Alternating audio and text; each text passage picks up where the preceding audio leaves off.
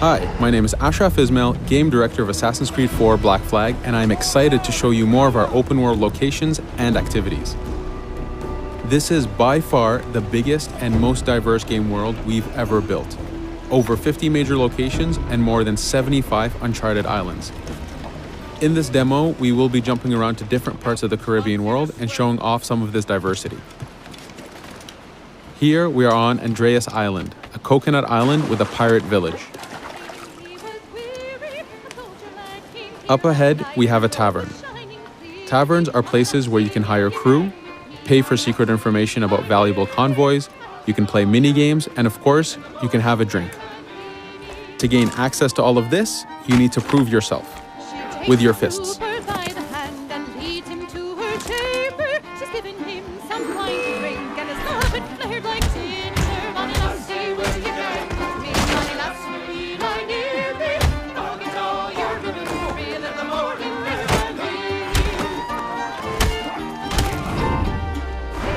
Now that the fight is over, you have access to the tavern and its services. This being a tavern, there's always plenty of rum to be drank, but drinking too much will have some fun surprises for you.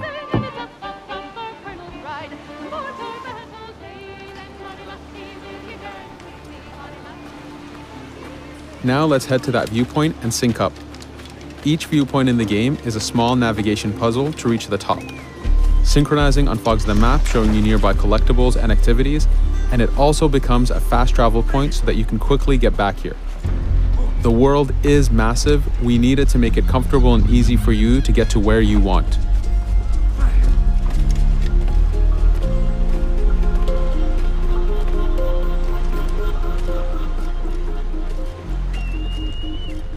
These viewpoints are also an opportunity for us to show off how beautiful and expansive this world really is.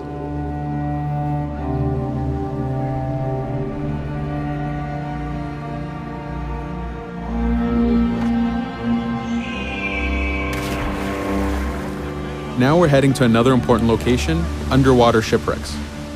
We are now able to access these locations because we recently purchased a diving bell. These are real 18th century devices that pirates and sailors used to access the underwater. Underwater is how the golden age of piracy started.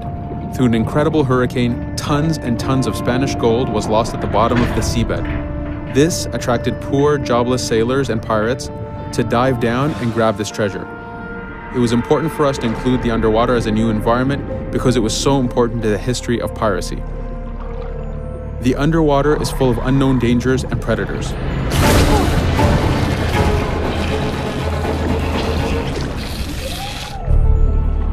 You do have to pay attention and act quick, but the risk is worth the prize as you need a lot of money to get all the upgrades for your ship, the Jackdaw.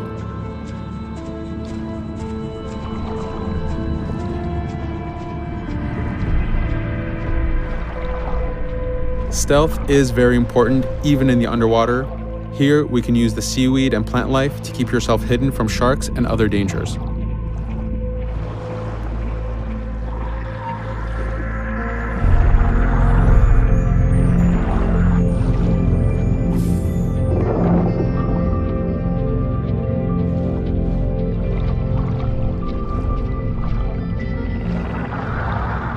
This is an air barrel. It's a one-time air refill, so use them wisely. Of course, you can always go back to the diving bell to refill. We are going to move to a different location now. This is a Smuggler Cave. This one happened to be accessed from the underwater, but not all of them are. Here, we ran in without looking around, and this got us in a little bit of trouble. But it was only 2 guys and we took one by surprise, so not too bad. Caves are heavy stealth locations.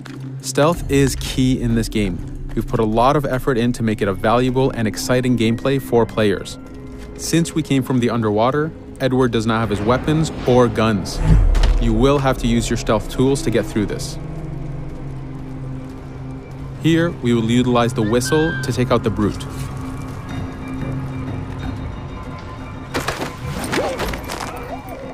Anytime an enemy is taken out, they will drop their weapon for you to use.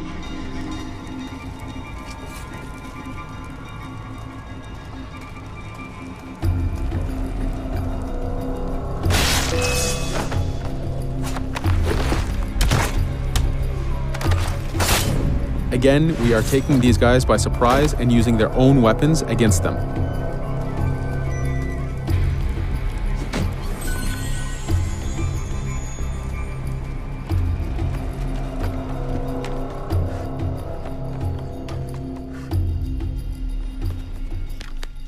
Using just your fists keeps things quiet. This allows you to take advantage over the second guard.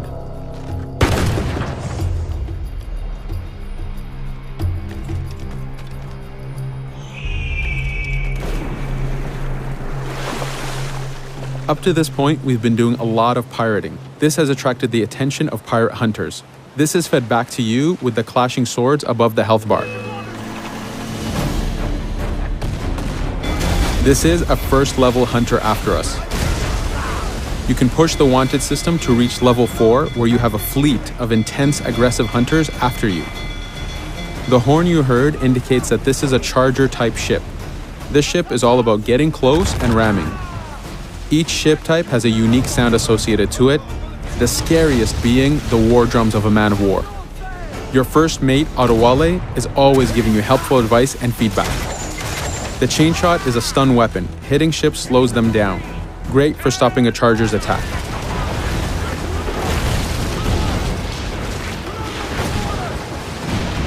As the masts come down, we can start a boarding. We need to take out 10 crew members to win the boarding. Of course, we can do it any way we want. In this case, since this is a smaller ship, the swivel gun is very efficient.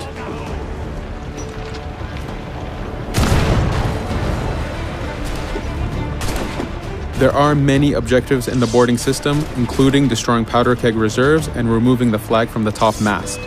But the most basic objective is to eliminate the crew.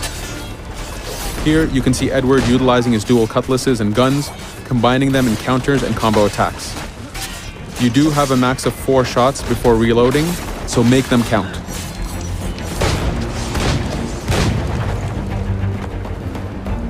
Plundering a hunter allows you to send a very powerful ship to your fleet. They are also a good way to gain ammo for the Jackdaw. In this case, we will use this opportunity to lower our wanted level.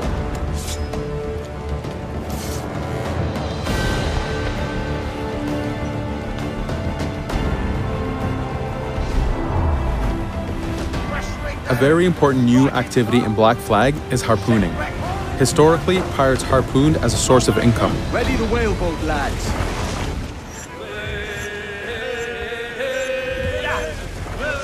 Harpooning is a part of upgrading Edward and his gear. There are many different types of creatures to harpoon, and they are all needed to get every single upgrade.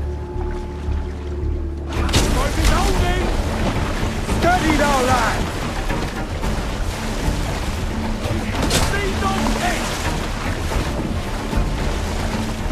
Success!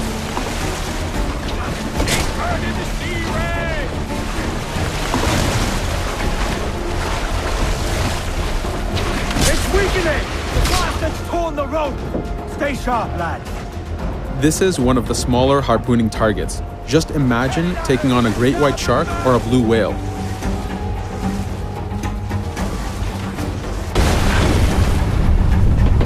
This one's dangerous! The harpooning activity itself has upgrades, and you will need them to take on the bigger targets. You can upgrade the health of the rowboat, the number of harpoons you carry, and the damage of the harpoons themselves.